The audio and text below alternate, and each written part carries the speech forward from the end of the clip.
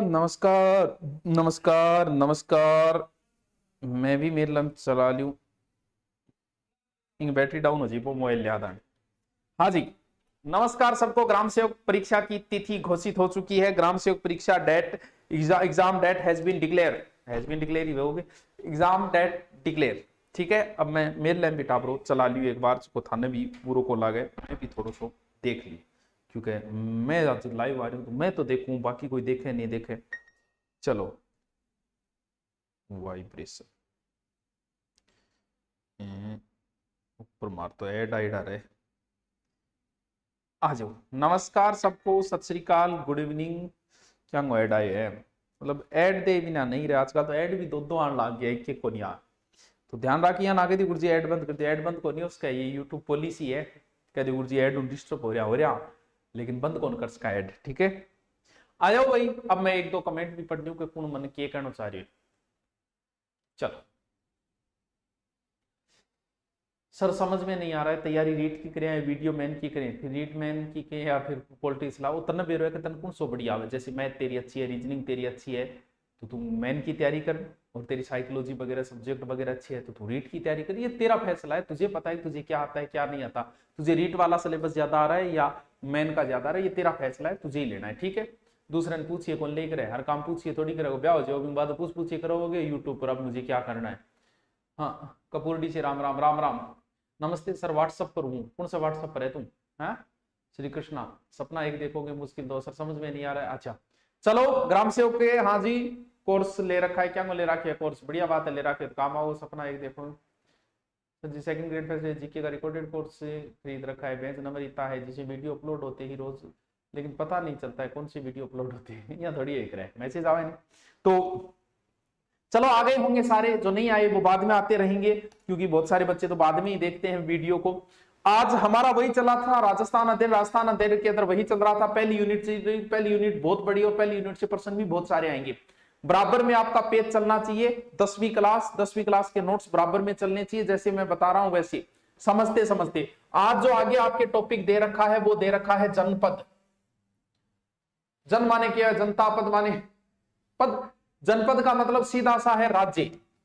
वर्तमान में हम बोलते हैं राज्य, जैसे राजस्थान में कितने राज्य, वैसे ही उस समय जनपद कहा जाता था। उस समय भारत के अंदर टोटल 16 जनपद थे। अगर आपने कभी महाभारत देखी है तो महाभारत में आता है कि मैं अंग देश का राजा कर्ण। इसका मतलब अंग एक क्या था उस समय? जनपद था। मैं चेदी नरेश शिशुपाल, मैं मत्स्य राजा विराट, मैं गांधारी नंदन नहीं, गांधारी नंदन नहीं, मैं गांधारी शकुनी। ये क्या है? ये राज्य थे उस समय। टोटल उस समय टोटल कितने राज्य हुआ करते थे? उस समय टोटल 16 राज्य हुआ करते थे। ग्राम सेवक को कोर्स चेंज होगे? मेरे हिसाब से तो नहीं होगा, होगा तो हो जाएगा, बाकी चीजें तो सही मेरे नहीं।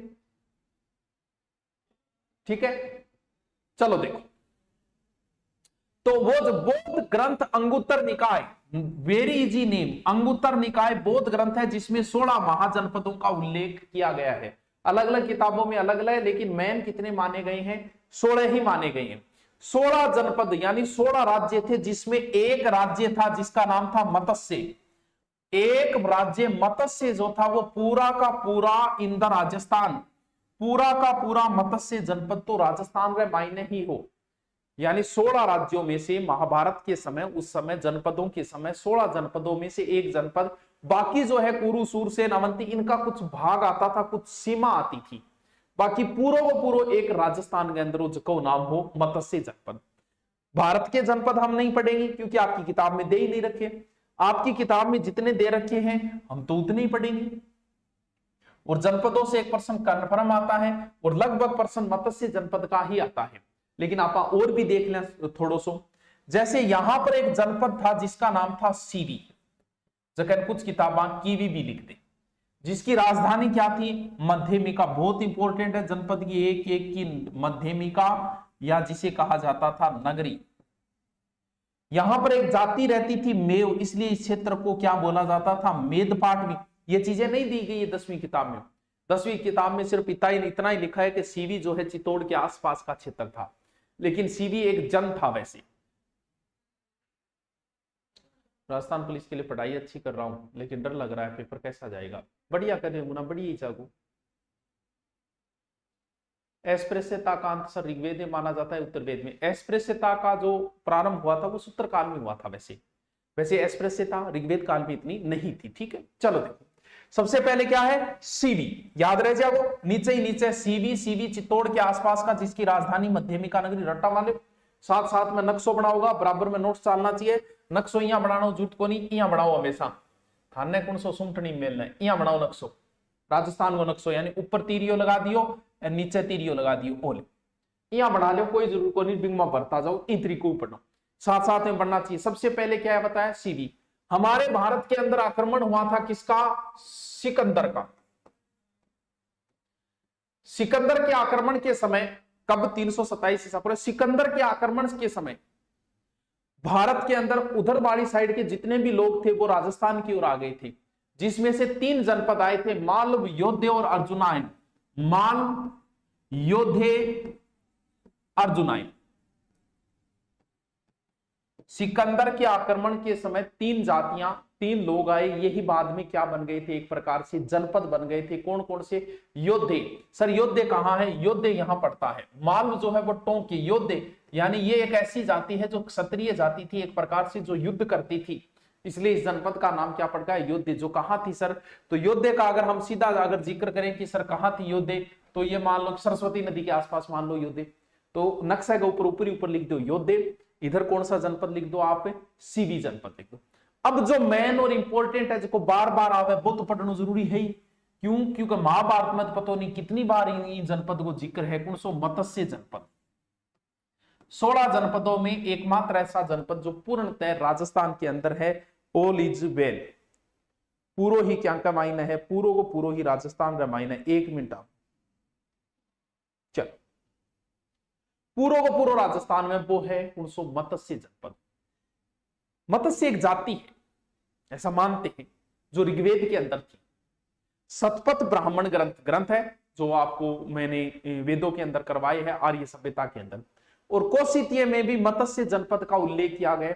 और महाभारत में तो भाई साहब बार बार इसका जिक्र हुआ है, क्योंकि पांडव यहीं आए थे क्या बिताने के लिए, अपना अज्ञातवास बिताने। अज्ञात का मतलब यह है कि आपको छुप कर रहना है, कई जिया अपराधी रहे रहनी, भूमिगत, कोई देखना नहीं चाहिए, वो अज्ञात है। जो आजकल का अपराधी रहे फिर पुलिस पकड़ी जेल में ले जा, उस समय ये चीजें हुआ करती थी, अज्ञातवास। यानी पांडवों को अज्ञातवास में रहना, अगर किसी ने पहचान लिया तो वापस आपको वनवास हो जाएगा। तो यहां का एक राजा था विराट, जो महाभारत के युद्ध में पांडवों की ओर से भी लड़ा था। विराट राजा था, और इसकी राजधानी फिर क्या हो गई, विराटनगर। बहुत ही बढ़िया रट्टा मार ले, बैराट से बोले। मत्स्य जनपद की राजधानी, इन्हें चंबल नदी तक है, ऊपर पंजाब तक हो क्षेत्र, एक बड़ो जनपद हो मत्स्य। सर कौन सो क्षेत्र में काल बताई नहीं, जयपुर है, अलवर है, थोड़ा धौलपुर को क्षेत्र भी हो, थोड़ा करौली को, थोड़ा भरतपुर को भी, 10वीं किताब के अनुसार। आंधी आ गई तारनेर, तू तारनेर में क्या कर रहे, सर जी मैं बहुत पढ़ाई करता हूँ, मेरे को कुछ भी याद नहीं होता है, अभी क्या करूं आप भी बताओ। यहाँ थोड़ी लिख रहे पढ़े याद कौन रहे याद है, कई बार क्या बूढ़ो पढ़ लेनी घिसर फसर हो जाए, कई बार कह रहे बोले छोड़ पढ़ना बहुत है, तो बूढ़ो पढ़ना एक तो एक ही चीज पढ़े, जी मान ले काल तू एक ही चीज पढ़े, के पढ़े के वीर विनोद को लेखक श्यामल दास है, मान ले काल तू पूरे दिन में एक ही चीज पढ़े, तो एक ही चीज तेरी याद रह जाए, क्योंकि पढ़ी तू एक चीज है। अब अगर तू 100 ग्रंथ पढ़ेगा तो ग्रंथ तो तेरे 15-20 याद रह जाएगा, लेकिन तन्ने कॉन्फिडेंस को नहीं आओ यार तो फिर तू कम कर दे, जब तेरे ज्यादा में हो रही है तो कम पढ़ ले, कोई जरूरी थोड़ी है कि तुम बोलो ही पढ़ रहे, कोई बात नहीं, नौकरी थोड़ी 6 महीना लेट लाग जाएगा, क्योंकि इनका पोर्शन बांट, इनको डिवाइजेशन कर। जनपद 5 है, तेरे 5 नहीं याद हो रहा तो 3 कर ले यार, 2 काल कर ले, क्या फर्क पड़े चीजों, 4 दिन बाद हो जाए, ज्यादा से ज्यादा 2 महीना फर्क आ जाए, 4 महीने में जो चीज याद होगी वो 2 महीने से और छोटो कर ले। तो कई बार क्या ज्यादा पढ़ना दिमाग खराब हो जाए, बिना आ गड़बड़ हो जाए, गड़बड़ो अपन किए पढ़े आपने किया, कॉन्फिडेंस नहीं आता। चलो देखो, और इसकी राजधानी तो मत्स्य जनपद तो थारे प्रभु याद रहनो ही रहना चाहिए, भक्तों थारा याद रहनो ही रहना चाहिए। और महाभारत में यहाँ का राजा कौन था, विराट था। विराट की पुत्री, देखो महाभारत का समय जो था, महाभारत के टाइम आ बात भी लिखेड़ी है 10वीं क्लास में, ई वास्तव में बताऊं, नहीं तो टाइम खराब कौन करूं। महाभारत के टाइम पांडवा का नाम बताओ, बड़ो ही बड़ो युधिष्ठिर, बिंग बाद में फिर कौन हो गयो, अर्जुन हो गयो, मन बेरो कोने अर्जुन हो गयो शायद, बिंग बाद में मंजलो कोनो भीम, युधिष्ठिर अर्जुन भीम और नकुल और सहदेव, और एक फिर आगे पत्नी होगी कौन, पांचाली लिख दिया पूर्व मेरे, द्रौपदी। अब ये यहां आ गए, ये तो बड़े योद्धा थे, इनको कोई पहचान न ले, तो इन्होंने भेष बदले, अपने अलग अलग काम सौंप लिए। जैसे युधिष्ठिर जो है वो विराट के राजा का कंक बन गया था, कंक नाम आता है महाभारत में, कंक मतलब बिंगो टाइम पास करने, ताश खेलने, बीटे ताश को नहीं तो वो जुआरो सो पिछो खेल, ठीक है। अर्जुन जो है, अर्जुन इस समय ढोलकियों पड़ गयो, ढोलकियों मतलब क्या कि विराट की पुत्री थी उत्तरा ने डांस सिखाने लग गयो, यानी नृत्य कला सिखाने लग गया था ये, क्योंकि इसे 1 वर्ष के लिए नपुंसक होने का श्राप था किसको, अर्जुन को। तो वो जो उसने समय बिताया था वो यही बिताया था 1 साल का, 1 साल का अज्ञातवास था। तो उत्तरा को वो नृत्य सिखाने लग गया था, भीम जो रसोईया बन गया था, नकुल सहदेव घोड़ा वगैरह चला लगे। जब समय पूरा हुआ, विराट के राजा को पता चला बाद में कि ये सारे पांडव है, तब विराट के राजा ने प्रस्ताव रखा था अर्जुन के सामने कि तुम मेरी पुत्री से विवाह कर लो उत्तरा से। तब पता है अर्जुन ने क्या कहा, क्योंकि हमारे संस्कार कितने अच्छे थे उस समय। तब अर्जुन ने कहा कि देखो उत्तरा तो मेरी चेली है, मेरी स्टूडेंट है, मेरी चेली के साथ, चेली बेटी के समान है, तो मैं इनके साथ ब्याह क्यों कर सकूं, कितना बढ़िया संस्कार आ रहे, एक आज गए।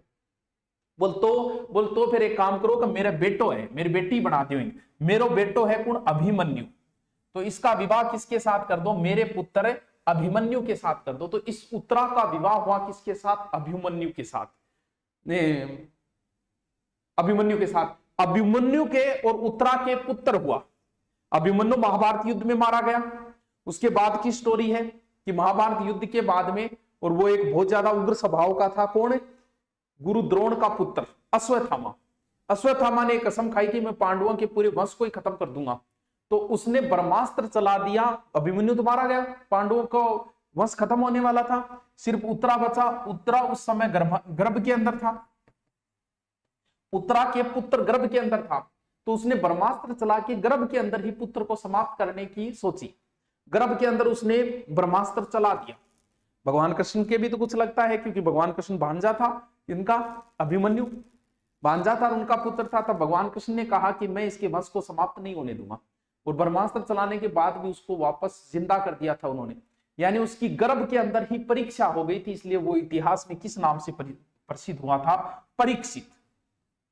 ये परीक्षित कौन था, ये पांडवों का ही वंश था। तो इनके ये बात लिखी गई है 10वीं क्लास की किताब, बस इतना ही लिखा है कि विराट की पुत्री उत्तरा का विवाह अर्जुन से।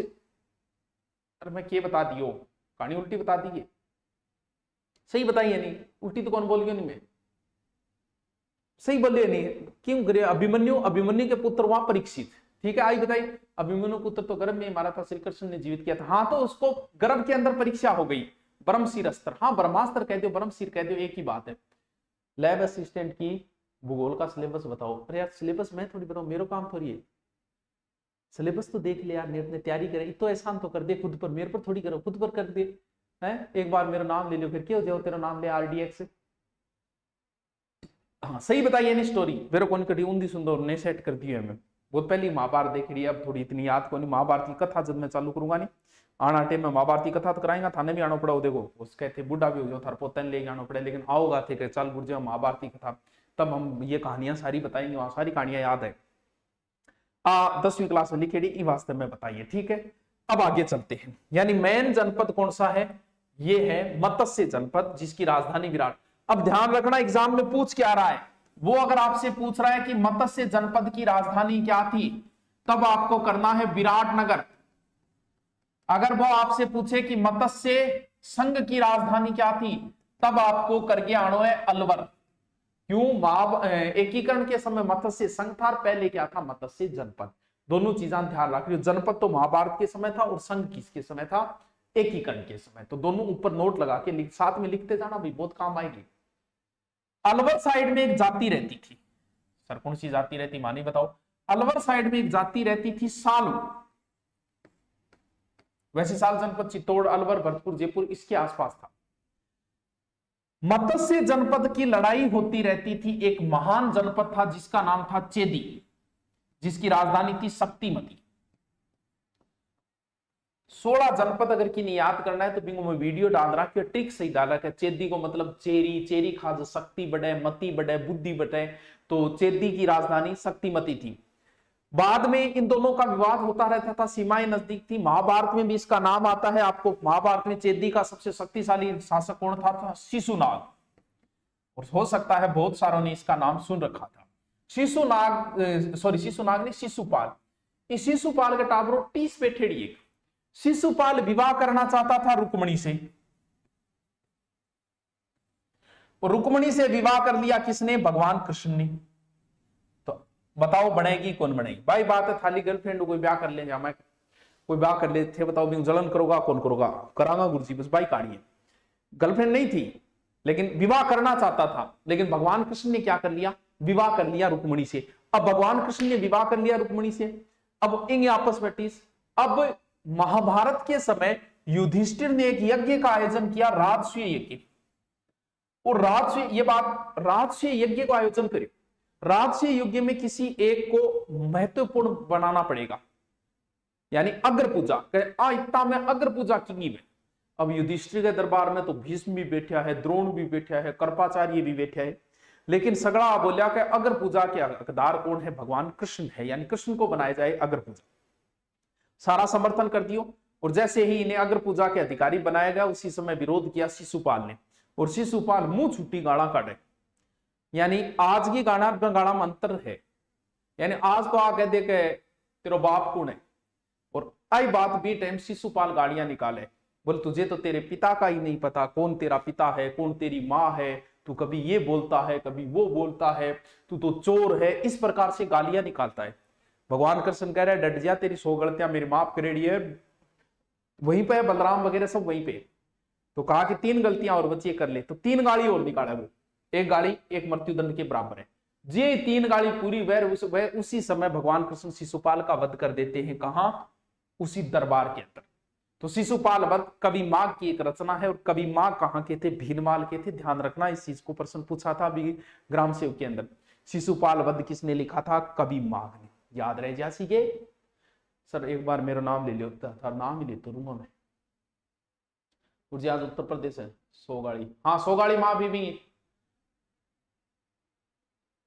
सिक्कर में आंधी आ रही है कि तो थे तो अंदर लो नहीं, आंधी आने दो नहीं सर। एलडीसी को एक बार को नहीं, ठीक है। बाद में मत्स्य जनपद मौर्यों के अधीन हो गया था। एलो जी इतना ही जनपदा में उल्लेख करेगा 10वीं क्लास की किताब में। वाह गुरुजी थे तो करा दे को नहीं किए। एक तो योद्धे बतायो, बस योद्धे का नाम है, बाकी गंगानगर हनुमानगढ़ क्षेत्र में था। फिर मालवा जनपद है, टोंक के आसपास था। फिर मैंने बताया आपको सीवी जनपद, और मैन एक ही जनपद का उल्लेख है, कौन सा? मत्स्य। और एग्जाम में भी इसी को पूछा जाता है बार बार। मत्स्य जनपद की राजधानी पूछी जाती है, फिक्स है विराटनगर, बस विराटनगर। आलियो जी टॉपिक इज कंप्लीट। कौन सो जनपद? अब बताओ आगे चलूंगे, इजाजत दो। अगलो इसी के आगे टॉपिक लिखा हुआ है वो पढ़ेंगे। बताओ किसी के पास 10वीं किताब है तो कमेंट करके बताओ क्या लिखा हुआ है। बेरोज पढ़े थे, पढ़ रहा हो यही आ रहे हो लाइव। सूरतगढ़ से परिणाम सर, ऐप में कंप्यूटर अनुदेशन के बेंच जनरल साइंस की क्लास लगवा दो। क्लास लाग रही को नहीं सर? सेकेंड मैथ की तैयारी कर रहा हूँ, मुझे अपनी शरण में ले लीजिए। आपको पढ़ाने के लिए बोलेंगे तो मैथ की तैयारी करते यार, हमारे तो बेंच भला ही चलो। हाँ। महाभारत में बर्बरिक नाम के व्यक्ति का बर्बरिक श्याम जी को ही बोलते हैं। बब्बर शेर की तरह उनके बाल थे इसलिए उन्हें बर्बरिक कहा जाता है। बाकी बर्बरिक श्याम जी ने बोले। श्याम जी को मंदिर खाटू श्याम जी में, पूरे भारत में खाटू श्याम जी फेमस है यार। तन खाटू श्याम जी को कौन बेरो है? हारे का सारा बाबा श्याम हमारा। 3 त्रिशूल, 3 जो तीर बने हुए ना वो उन्हीं का चिन्ह है। किसका? श्याम जी का। हाँ, राजपूतों की उत्पत्ति। करे शुरू। ओके करे सर। युधिष्ठिर के बाद भीम है, उसके बाद अर्जुन है। भीम ने मंजलो कौन बोले? बीच लो मंजले बोले। मेरे हिसाब भीम 3 नंबर है, बाकी ओस के 2 नंबर मन कन्फर्म को नहीं। बाकी मेरे यहाँ ध्यान में भीम को मंजला कहा जाता है। हो सके आगे पीछे करती होगी मैं, कोई बात को नहीं तो कि एग्जाम में पूछे कि क्रम बताओ। बाकी हो सके भीम 2 नंबर पे हो सकता है, बाकी मंजिलो ध्यान में मेरे तो शायद महाभारत में मंजिला बोला जाता है, मंजिलो बीच लेन कौन बोलेंगे। चलो कोई बात नहीं, अर्जुन का अग्रज है क्या भीम। चलो आगे जो टॉपिक है वो है राजपूतों की उत्पत्ति। राजपूतों की उत्पत्ति। आपने एक टावरो राजा वेडो जगह को नाम हो हर्षवर्धन। हर्षवर्धन। हर्षवर्धन की मृत्यु के बाद राजपूत काल प्रारंभ होता है और पृथ्वीराज चौहान की मृत्यु पे राजपूत काल समाप्त हो जाता है, यानी 12वीं शताब्दी के अंत 1192। तो ये 647 के लमसम यानी 7वीं शताब्दी से 12वीं शताब्दी के बीच का समय राजपूत काल माना जाता है। एग्जाम में भी पूछा, जैसे मौर्य काल है, गुप्त काल है, मुगल काल है, वैसे ही राजपूत काल है। यानी पूरे भारत में उस समय राजपूतों की सत्ताएं थी। कब? 7वीं से लेके 12वीं शताब्दी तक। प्राचीन ग्रंथों में भी इनका उल्लेख मिलता है, जैसे ह्वेनसांग कहीं क्षत्रिय शब्द का प्रयोग करता है, कहीं राजपूत शब्द लिखता है। यह भी आपकी 10वीं क्लास की किताब में लिख रहा है। अब बात यह कि राजपूतों की उत्पत्ति कैसे हुई, किस प्रकार हुई, आपकी 10वीं क्लास में 4 ही सिद्धांत दे रखे हैं, वो चारों के चारों सिद्धांत मैं आपको करवा देता हूं। तो हेडिंग डालो राजपूत काल, हेडिंग साथ साथ में लिखता जाओ। वसुधन के वीडियो तैयार है, अभी डालने में थोड़ी लेट कर दी, अभी डाल देंगे, ठीक है, अभी डाल देंगे ना, अभी डाल देंगे। चलो करें शुरू। चलो ठीक है गुरुजी करो। सिद्धांत दिए गए हैं। पहली बात तो किसी जाति की उत्पत्ति के बारे में कन्फर्म कोई सिद्धांत नहीं है, अलग अलग सिद्धांत है जिनका हम जिक्र कर लेते हैं, ठीक है। सबसे पहले कई सिद्धांत दिए गए हैं, आपकी 10वीं की किताब में दिया गया है वैदिक आर्यों की संतान, एक सिद्धांत तो दिया है वैदिक आर्यों की संतान, ठीक है। एक सिद्धांत दिया है कौन सा? अग्निकुंड सिद्धांत। जिता देड़ा बिताई पढ़ लिया और बहुत इजी तरीकों में याद करवा दी, टेंशन लेने। एक सिद्धांत दिए राजपूता की उत्पत्ति क्या हुई है? ब्राह्मणा। और एक सिद्धांत दिए कौन सो? विदेशी, विदेशियों से मानी जाती है। किसने दिया, क्या दिया, बस आपकी 10वीं की क्लास में इतना ही दे रखा है, हम इतना ही पढ़ेंगे। सबसे पहले जो फेमस सिद्धांत है ना दोस्तों, वो पढ़ लेते हैं। वो सिद्धांत है अग्निकुंड सिद्धांत, क्योंकि इस सिद्धांत के बारे में सबने नॉलेज है, एक एक बच्चे नॉलेज है। वो सिद्धांत पढ़ने, ओ सिद्धांत भाई जी कुण दियो, ओ सिद्धांत दियो पृथ्वीराज रासो में चंद्रवरदाई दियो। पृथ्वीराज रासो ग्रंथ किसने लिखा? गुरुजी चंद्रवरदाई लिखो।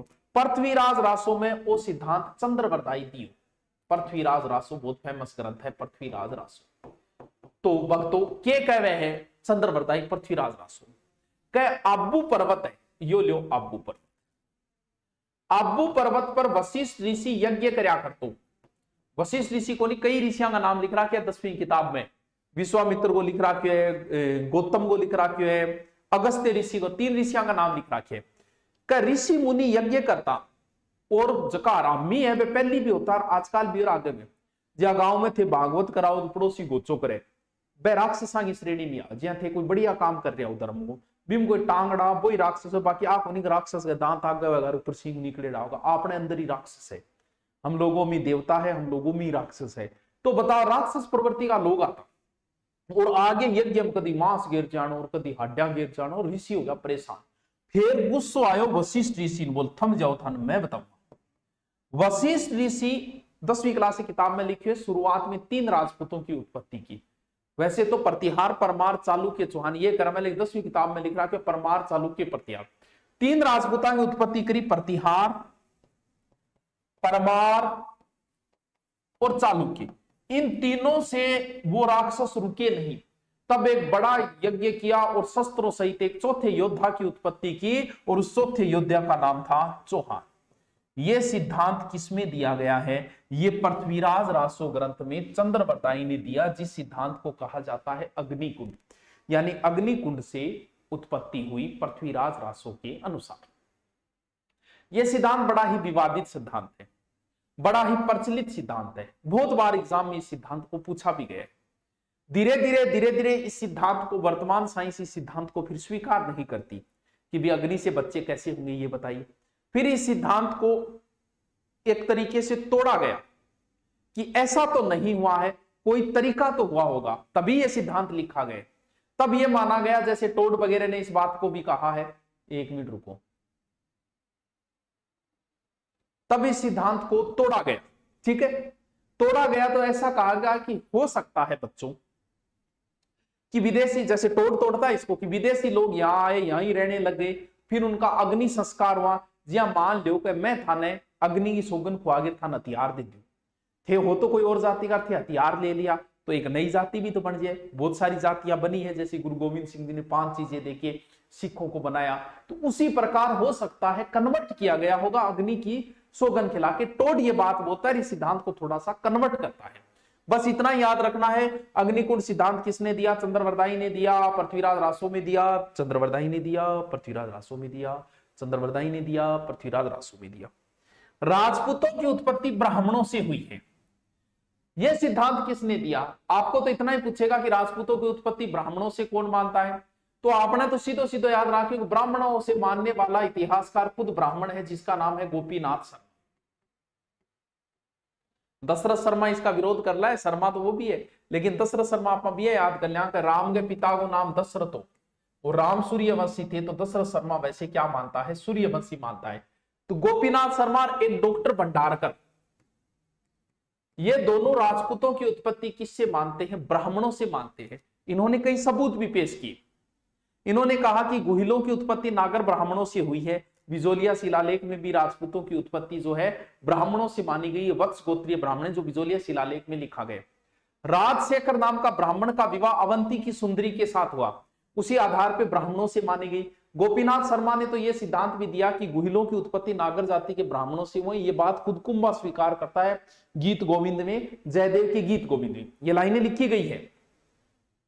यानी जयदेव के गीत गोविंद में कुंभा खुद कहता है कि हमारी उत्पत्ति नागर जाति के ब्राह्मणों से हुई, लेकिन दशरथ शर्मा इस सिद्धांत का विरोध करता है कि ऐसा नहीं है। अब टाबरिया क्या नहीं आसी आ रही है, पहले तो मैं तो सीधो ट्रिक बताए सर। रीड लेवल सेकेंड विद्यालय विषय हिंदी का कोर्स कितने का है? देख लिया। अरे वाह सर जी, मैं सेकेंड ग्रेड की तैयारी करूँ हीरो ही करूँ। अरे रीट को किसी यार एक चीज तो बताओ थे, मन शर्मिंदो क्यों करो थे? फीस क्या मैं पूछो यार, हमारी क्या फीस है? सबसे कम फीस हमारी मिलेगी आज भी आगे भी। जिस समय आपके सितारे बुलंदी पे हो उस समय किसी को ठगना नहीं चाहिए। आपको पता है एयरटेल कंपनी थी, अब भी है, थोड़ी बहुत अवशेष है, लेकिन आपको पता है शुरुआत में कितने नियम लगाए थे उसने? रोमिंग के पैसे, इनकमिंग के पैसे, त्योहार आता था तब मैसेज के पैसे, रिचार्ज 1 GB होता था 2 दिन चलता था। आज इसीलिए जब आज मैं मान लो कि जयपुर पढ़ाऊं तो 15 से 20 हजार फीस भी रख सकता हूं, और इस समय तो जीके जड़ गया रीट में। रीट में अगर मैं वर्तमान में जयपुर में पढ़ाऊं तो कम से कम 20,000 बच्चे पढ़ा के आऊं, अगर 3,000 फीस मिनिमम करूं तो भी। और जहां मैंने पढ़ाया वहां फीस सबसे ज्यादा थी, लेकिन अब मेरी सबसे कम है, क्योंकि मुझे पता है अब सही चलूंगा तो ही आगे लंबा चल पाऊंगा, क्योंकि बच्चा तो आएगा ही, मुझे पता है फीस कितनी रखो वो आएगा। तो इस समय मुझे ठगना नहीं चाहिए ताकि मैं लंबा चल सकूं, क्योंकि ये काम मुझे उम्र भर करना है, 1 दिन या 2 दिन नहीं करना है, 2 महीने 2 साल के लिए नहीं पढ़ा रहा मैं, हमेशा मुझे यही करना है, हमेशा बच्चों को पढ़ाना है मुझे किसी तरीके से। तो फिर काय की फीस यार, हम कहाँ फीस लेते हैं? आपको पता है सबसे कम फीस के लिए सबसे पहले फीस हमने ही कम की है। ऑनलाइन में सबसे कम, ऑफलाइन में सबसे कम, लेते क्या यार? फिर थे क्या भी करो बेटे, फीस क्या पूछो, फीस पूछी शर्मिंदा ना करे करो। जिदा हो गया थे बेटे, आपको टाबर हो रहे होने लाग रहे था, टाबर को रहे आप थे जगह ने बन मौको खुद मिले नहीं बांगे भी हो यार। एक है सर जी मैं सेकंड ग्रेड ही सर, मैन हाउस कीपर दोनों परीक्षा एक ही दिन है, वो मन कौन बेरो भाई, वो तो देख सरकार ने पूछ। तो बोला दशरथ शर्मा कह रहे यहाँ को नहीं। राजपूत क्या करते थे? राजपूतों का जो पुरोहित होता था, पंडित होता था, कई बार राजपूत वो पुरोहितों की गोत्र स्वयं लगाने लग जाते थे। इस वजह से ये भ्रम हुआ है कि राजपूत ब्राह्मणों की संतानें वो गोत्र लगाने लग जाते थे। ये इस सिद्धांत का खंडन किया गया। अब जो सिद्धांत है, सबसे पहला सिद्धांत क्या दिया? अग्निकुंड, याद हो गयो। दूसरो ब्राह्मण, ब्राह्मणों से मानने वाला ब्राह्मण ही है खुद गोपीनाथ शर्मा और डॉक्टर भंडारकर, ठीक है। फिर है वैदिक आर्य। सर ये वैदिक आर्य कौन है? आर्य आपको वैदिक सभ्यता में पढ़ा था, आर्य एक जाति है। यानी आपने रामायण देखी है क्या, जिसमें भगवान राम के लिए कहा गया है कि हे आर्य पुत्र, हे आर्य पुत्र। महाभारत में भी ऐसा हुआ है। यानी उस समय क्षत्रियों को क्या कहा जाता था? आर्य कहा जाता था। ये मान लो जो लड़ाकू जाति थी वो, यानी क्षत्रिय उस समय के क्षत्रिय थे। राजपूत शब्द तो बहुत बाद में आया है, राजपूत से पहले जैसे महाभारत में राजपुत्री शब्द जरूर आया है, कई जगह राजपूत शब्द नहीं आया है। तो ये जो क्षत्रिय शब्द था, वो जो आर्य थे, भगवान राम भगवान कृष्ण, वो जो आर्य थे वो क्षत्रिय थे, और वही बाद में राजपूत बने होंगे। यह सिद्धांत कहलाता है वैदिक आर्यों की संतान, जिसे सबसे ज्यादा राजपूत भी इसी सिद्धांत को ज्यादा स्वीकार करते हैं। यह सिद्धांत किसने दिया, कैसे याद करोगे, वैसे वैदिक वैसे वेद्य, पुणसो वेद्य सीवी वेद्य, सीवी वेद्य इसी सिद्धांत को स्वीकार करते हैं कि राजपूत किनकी संतानें हैं, वैदिक आर्यों की संतानें हैं। बाकी एक इतिहासकार और भी स्वीकार करता है जिसका नाम है डॉक्टर ओझा। दोनों नाम याद कर ले, यू एग्जाम में सीधो सीधो पूरा डिटेल नहीं करके मैं इतना ही बता रही हूं एक बार, जितना आपकी किताब है। बोले भी क्षत्रिय लोग क्या रखते थे, घोड़ा रखते थे, अश्व रखते थे, अस्त्रों की पूजा करते थे। वही काम राजपूत कर रहे हैं, घोड़ा वगैरह रखे, अस्त्र की पूजा करे, विजयादशमी करी जानी। और आर्य जो है वो बलि प्रथा और यज्ञ में विश्वास रखते थे। राजपूत भी जो है वो बलि और यज्ञ में विश्वास रखते हैं। और आर्यों के जो शरीर था वो शरीर गंठीला था, लंबा था, नाक भी लंबा था, तो सिर जो है आर्यों के लंबा सिर था। वही सारी की सारी जो शरीर की रचना है वो राजपूतों की है। तो उस हिसाब से माना गया कि राजपूत किनकी संतानें हैं, आर्यों की संतानें हैं। हर जाति की शरीर की संगणना शरीर के आधार पर भी बहुत सारी जातियों को बांटा गया है, क्योंकि इस जाति का बहुत से लोग चाल देख के बता देते हैं। महाभारत में आपने देखा होगा कि महाभारत के समय जब अर्जुन वगैरह जाते हैं, ब्राह्मण बन के जाते हैं द्रौपदी के स्वयंवर में, और जैसे ही सारे राजा जो है वो स्वयंवर में धनुष बाण आंख में नहीं लगा पाते, तब अर्जुन चलता है, तब उसमें बराबर में सारे राजपूत बैठे होते। तो वो देखिए ब्राह्मण बन के आया था अर्जुन, तब वो सारे बात करते हैं कि यार ये चाल से ब्राह्मण नहीं लग रहा, ये क्षत्रिय लग रहा है। तो आदमी चाल से भी पता चल जाता है, शरीर से पता चल जाता है। तो शरीर की रचना के आधार पर भी जातियों को बांटा गया है। तो आर्यों की जो शरीर की रचना थी वही राजपूतों की रचना है, तो इस आधार पे, और उनके जो रीति रिवाज थे वही राजपूतों के रीति रिवाज है। तो इस आधार पर यह माना गया कि राजपूत किनकी संतानें हैं, आर्यों की। ठीक है, लास्ट एक सिद्धांत और बच्चों है, पुणसो विदेशी मत। तो ध्यान रहे, राजपूतों की उत्पत्ति विदेशियों से बताने वाला खुद इतिहासकार विदेशी राजपूत इस मत को कतई स्वीकार नहीं करते। तो विदेशी हम बताना रहा, पुणे टोड है और पुणे स्मिथ है, पुणसो स्मिथ, वीए स्मिथ, किताब में दो ही दिए गए हैं। अब देखो कौन किसको मानता है। टोड जो है राजपूतों की उत्पत्ति शक और सीथियन जाति से मानता है। यह प्रश्न आपके पटवार में बहुत पहले आया था। राजपूतों की उत्पत्ति शक और सीथियन जाति से कौन मानता है, शक और सीथियन जाति से टोड मानता है। वीए स्मिथ राजपूतों की उत्पत्ति हुणों से मानता है। एक कन्नीगम भी है, कन्नीगम राजपूतों की उत्पत्ति कुषाणों से मानता है। ये अलग बता रहा हूं, किताब में नहीं दिया, कैसे याद करोगे, कैसे कन्नीगम कैसे कुषाण। कन्नीगम राजपूतों की उत्पत्ति कुषाणों से।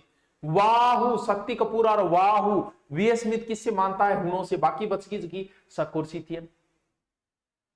टोड ने यह तर्क दिया कि जैसे विदेशियों भारत शक और सीथियन आगे की परंपरा निपैगी बा राजपूत है। बोल बताई माने एक दो, बोले एक दो तो है आंगी रीति रिवाज है, विशी रीति रिवाज मारिए। बोले अच्छा रीति रिवाज होना मतलब वंश गए।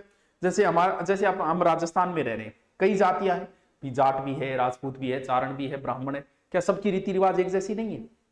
तो सारे क्या एक ही वंश से हुए? क्या वंश तो अलग अलग है। रीति रिवाज मिलने का मतलब ये नहीं कि उत्पत्ति बोले तो और बोले और क्या देखो थे घोड़े की पूजा करे, माला भी करे, ऐसो ही पूजा करे, माला करे। बोले बावड़ी बात कौन करे टोड, घोड़ो पूजो में आज करने लगे थे तो बाया बाद में घोड़ा पूजा तुम्हारे भगवान राम के टेम हो तो अरे घोड़ा रखता था भगवान राम में, घोड़ा रखते थे वो।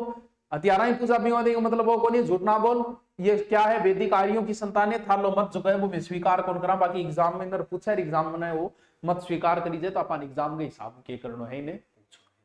आलो टापरो के कौन समझ में आयो, टॉपिक की पूरो गयो कि तो सुनो टॉपिक है। सर नोट्स बना रही हूं मैंने, आपसे नोट्स की फोटो भी भेजी है। सर नोट्स भेजी है तो देख लेंगे दिव्या। सर मैं थोड़ा सा डिमोटिव हो रहा हूं, प्लीज कोई मोटिवेशन लाइन सुना। अच्छी सुनाई रही आपको। अरे मोटिवेशन गोली जी तो असर करे नहीं, 4 घंटा मोटिवेशन कितनी देरी कौन करे। सुने से तो लगा फाड़ दूंगा, बा कर दूंगा, क्या कर दूंगा। खुद का मोटिवेशन है यार, खुद मोटिवेशन। दूसरा देख देख के मोटी लगाई कुत्ती कितनी देर शिकार करेगी पावड़ो। हाँ करांगा, एक मोटिवेशन डालांगा। सर आपकी ये क्या चेतक, हाँ चेतक आपने कोई बात, हाँ ग्राम सेवक के जो बेंच है वो नए बेंच लॉन्च करेंगे, ग्राम सेवक और पुलिस के भी लास्ट अब ऑफर देंगे 300-400 का, कल दे देंगे, अपरस्यू दे देंगे, वेट करो उसके बाद फिर करेंगे। तो आज का टॉपिक कंप्लीट हो गया, साथ साथ में नोट्स लिखते रहना, सारा नोट्स आगे घर आगे एक जना का एक एक जना का चेक करूंगा मैं। ठीक है दोस्तों, मिलते हैं, चालू कर दे, सो रहा है अजी, नमस्कार 5 मिनट लेट, नमस्कार सत श्री अकाल गुड इवनिंग वाहिगुरु जी दा खालसा। वो कमेंट कटे चले गए यार, कटे दिख रही हो क्यों कोनी, कॉल को ऐड हो रहेगा बाद में वीडियो अपलोड कर दिया, या नहीं करना चाहिए। हाँ जी नमस्कार सत श्री अकाल गुड इवनिंग वाहिगुरु जी दा खालसा वाहिगुरु जी दी फतेह। 10वीं क्लास का पहला पाठ चल रहा था, पहले पाठ के अंदर बहुत कुछ चलते चलते बहुत कुछ आगे तक हम आ गए। आ जाइए आप सभी, आ जाइए, आते ही मैं शुरू कर दूंगा, अगर नहीं भी आए तो भी शुरू कर दूंगा, 2-4 आए तो भी कर देंगे शुरू, हमें तो शुरू करना है। सर जी के कह रहे तू, सर जी बता, तेरा कमेंट देखा पे तो। सर मारे बीकानेर कोलाई छू प्रणाम, वर्तमान सूरतगढ़ से, अच्छा ठीक है जी, तारानगर छू प्रणाम, और वर्तमान में भी तारानगर, ठीक है। परमाणु नगरी पोखरण से प्रणाम, ठीक है जी, ऋणी छू प्रणाम, तारानगर छू, कपूरडी से प्रणाम, प्रणाम भया प्रणाम, जाटली की पावन धरा से प्रणाम, प्रणाम भया प्रणाम, सूरतगढ़ से प्रणाम सर जी, वर्तमान में तारानगर से। यार चलो, जिंदगी जब अपनी चाल चलती है तो दिमाग कितना भी लगाओ पर मात खानी पड़ती है, बिल्कुल शानी बात है वो एक टाबरी शाणु निकले एकदम। कमेंट बड़ा फास्ट हो गया, चलो कोई बात नहीं, फास्ट हो गया था आपने की पढ़नी टाल कर दिया। चलो करा शुरू, चलिए 10वीं क्लास का पाठ चल रहा था और चलते चलते पाठ बहुत आगे तक चला गया था। अब जो आपके 10वीं क्लास में हमने क्या क्या चीजें पढ़ ली, हमने सभ्यताएं पढ़ ली, 10वीं क्लास की पहले लेसन में सभ्यता दे रखी थी, उसके बाद क्या दे रखा था, महाजनपद दे रखा था, वो भी पढ़ लिया हमने। कुछ बच्चे कह रहे थे कि सर हम जो 10वीं में लाए थे उसमें तो ये पाठ है, तो बच्चे तू पुराने वाली लेके आ गया, नई वाली 10वीं करवा रहा हूं मैं, बाकी पढ़नी वो भी है तेरे को। महाजनपद पढ़ा, फिर हमने पढ़ा राजपूतों की उत्पत्ति, और वर्तमान में क्या है, अब सारे के सारा इतिहास दे रखा है, मेवाड़ मारवाड़ जो भी है इतिहास, अब सारा का सारा इतिहास दे रखा है। तो now we are the read of history. सबसे पहले 10वीं क्लास की किताब में आपके दिया है मेन जगह का इतिहास, कहां का, मेवाड़ का इतिहास। ध्यान रहे बच्चों, मैं पूरा नहीं करवा रहा हूं, मैं उतना ही करवा रहा हूं जितना आपकी 10वीं क्लास की किताब में दिया है, क्योंकि मेवाड़ पूरा कराएं तो हमें 20 दिन लगता है, इतना समय ना तुम्हारे पास है ना हमारे पास है, हमारे पास है लेकिन तुम्हारे पास नहीं है, एग्जाम जल्दी है इसलिए। हेलो सर थैंक यू, किस चीज की थैंक यू देने लग रही है। तो मेवाड़ के इतिहास में उन्होंने लिखा है गुहिल वंश का इतिहास, वैसे गुहिल और सिसोदिया दोनों का एक साथ ही पढ़ लेते हैं। सबसे पहली बात तो सर मेवाड़ कहाँ है, कोई नया बच्चा है जिसको यही नहीं पता कि मेवाड़ कहाँ है, तो मेरे बच्चे ये मारवाड़ है, ये मेवाड़ है, ये रहा मारवाड़। गुरुजी याद करो, मारवाड़ किसको बोलते हैं, जोधपुर को, पहले ही बताया था कि जोधपुर में 4 अक्षर, मारवाड़ में 4 इंग, आसपास को क्षेत्र मारवाड़, और ये रहा मेद जाति के कारण इस क्षेत्र को क्या बोलते हैं, मेवाड़। मेवाड़ में कौन थे, गुहिल थे। तो सबसे पहले 10वीं क्लास की किताब में दिया है कि गुहिल कौन थे, क्या थे, इसके बारे में चर्चा की गई है, और उसने ये भी बताया कि मेवाड़ क्षेत्र कौन सा है। तो किताब में ये लिखा है कि मेवाड़ जो क्षेत्र उदयपुर, राजसमंद, चित्तौड़ आदि के आसपास का क्षेत्र मेवाड़ कहलाए। तो आप ये चीज भी लिख लो अगर लिखना चाहो तो साथ में हेडिंग डालो मेवाड़ का इतिहास, और शॉर्ट में जो जो बातें आपकी 10वीं में दी बस उतना ही पढ़ लो, शॉर्ट एंड स्वीट। शॉर्ट में, स्वीट माने मिठो, स्वीट माने मिठो, तो शॉर्ट और स्वीट में पढ़ना है आपने। सर मौज कर दी, क्या नहीं मौज कर दी मना है। चलो, ऐसा कहा गया है कि गुहिल वंश का जो नामकरण पड़ा है वो इस वंश के एक गुहिल नाम के एक शासक की वजह से पड़ा है, हो सकता है, जबकि शासक ऐसा बताया जाता है गुहेदत्त संस्थापक था, लेकिन ये बात नहीं लिखी गई है, वो तो एक्स्ट्रा की तरफ से बता रहा हूं, ठीक है। गुहिल वंश का नामकरण यहाँ के प्रतापी शासक गुहिल के नाम पर पड़ा है। अबुल फजल क्या कहता है, वाट आर सेड द जो अबुल फजल, अरे भाई तब नहीं तो क्या नॉलेज हो गया हमारे बारे में, जो तो ऊंधी सुंदी बातें करे, देखो क्या कहने लग रहे। अबुल फजल ऐसा कहता है कि मेवाड़ के जो गुहिल है वो नौशेखा आदिल की संतान है, ईरान के नौशेखा आदिल की संतान बताए, तेरी बात में कठी कौन माना, ईरान संबंध किया मान लिया हमें, ईरान के नौशेखा आदिल की संतान, थोड़ा आपके समाज संपर्क से जोड़ लग गयो। तो अब बात में इतिहासकार कतई स्वीकार कौन करेगा कि मेवाड़ के गुहिल जो है ईरान के नौशेखा आदिल, लेकिन 10वीं क्लास की किताब में लिखा है तो हमें पढ़ना पड़ेगा। फिर लिखा है कि टोड ये कहता है कि मेवाड़ के जो गुहिल है वो वल्लभी राजा के वंशज बताए गए हैं, क्योंकि वो पूरी कहानी यहां नहीं दी गई है इसलिए हम उस कहानी का चर्चा नहीं करते। आप शॉर्ट में एक बार रटा तरीके से कर लो, वरना मेवाड़ जब डिटेल में करेंगे तब गुहे दत्त वगैरह इनका हम जिक्र करेंगे, लेकिन यहां पर एक बार ज्यादा जिक्र हम नहीं करते हैं, ठीक है। टोड क्या लिखता है कि वल्लभी राजा की संतानें बताई नैणसी और गोपीनाथ। कौन? नैणसी और गोपीनाथ।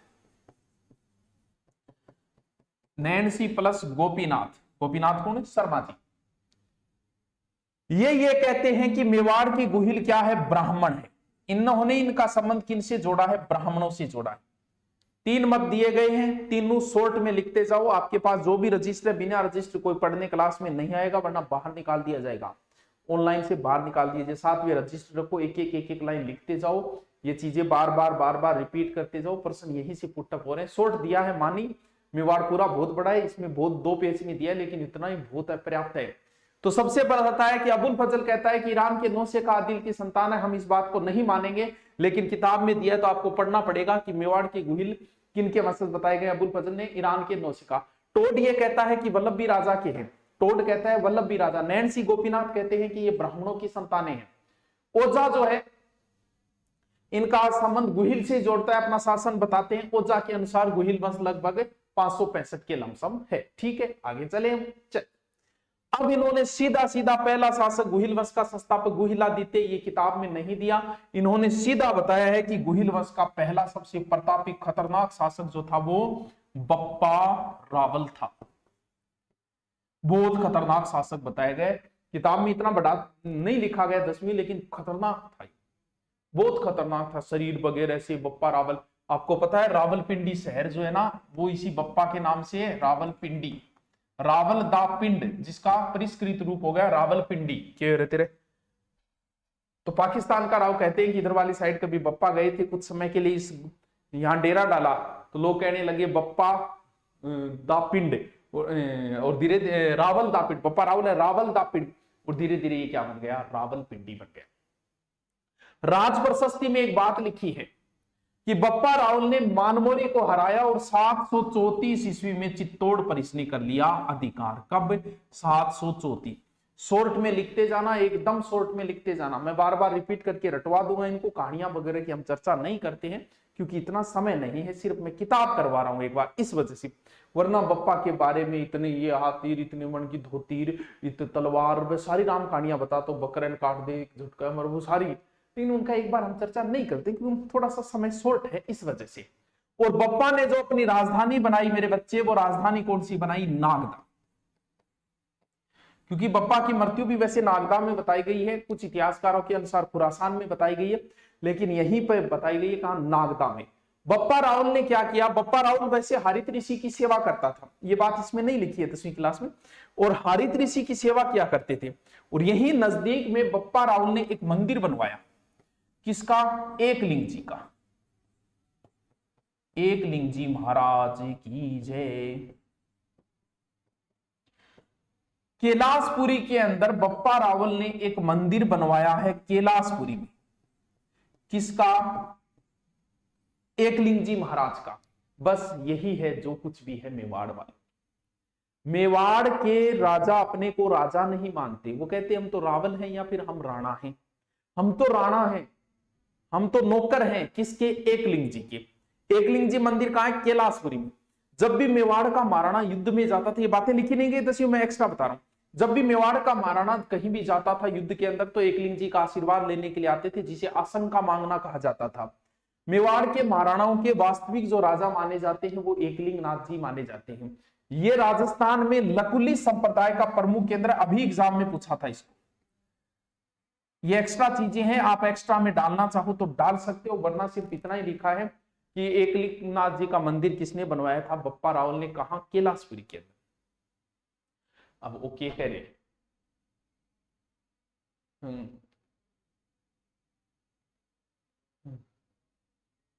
एक महीना और दिए जिया तिया दिखा यार कि करिए। 1 महीना ही तो है, 1 महीनों की तो आदमी काट ही दे, 25 साल काट दी क्या करिए।